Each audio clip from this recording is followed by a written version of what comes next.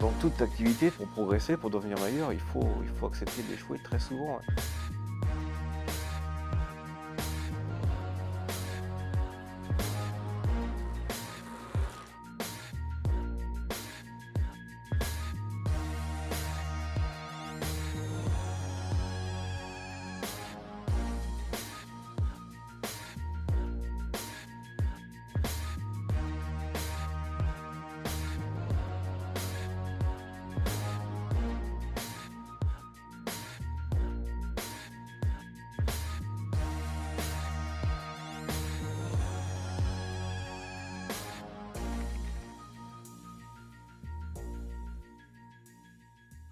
Moi, je me sélectionne surtout avec l'arrière-pensée de réussir en 3 mouvements, parce que c'est vraiment ce que je préfère. Mais à côté, je vais aussi très certainement me sélectionner pour chacun des 3 mouvements individuellement. Ça dépendra des charges que je lèverai.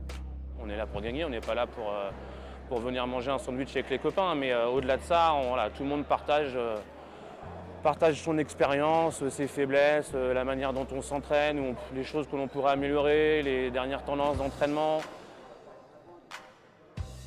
Alors Fabien, c'est vraiment quelque chose de spécial son échauffement. Le principe pour réaliser les meilleures performances, c'est de s'échauffer graduellement. Et Fabien, lui, il démarre de 0 à son potentiel maximum. On me voit très peu en salle d'échauffement, j'embête vraiment personne en tout cas. J'ai même souvent eu l'impression que m'échauffer m'enlevait de l'énergie.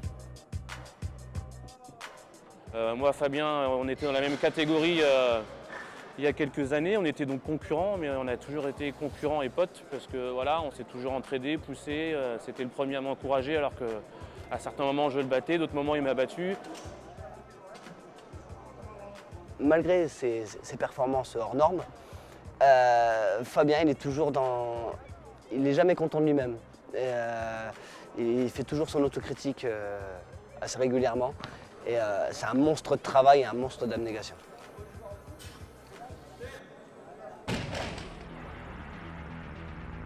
Il était nécessaire pour moi d'avoir des activités à côté qui me permettent au moins d'oublier ce stress, de me reposer, de réfléchir, de me canaliser sur quelque chose dans le silence, de me mettre dans ma bulle.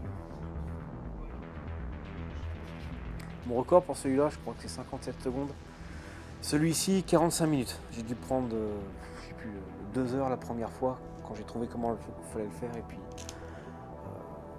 45 minutes pour la dernière fois. C'est une maladie le stress, hein, vraiment, c'est quelque chose qui te paralyse pour tout et pour rien. C'est un sport où tu passes constamment ton temps, non pas à te mesurer aux autres, mais à te mesurer contre toi-même. Enfin, quand tu te mets en tête que tu veux soulever 220 kg, t'es déçu si t'en fais que 210, t'as prévu faire 220 quoi, c'est ça. Au moment de passer mes barres, je suis plus dans le monde, hein, je suis complètement paralysé par le stress.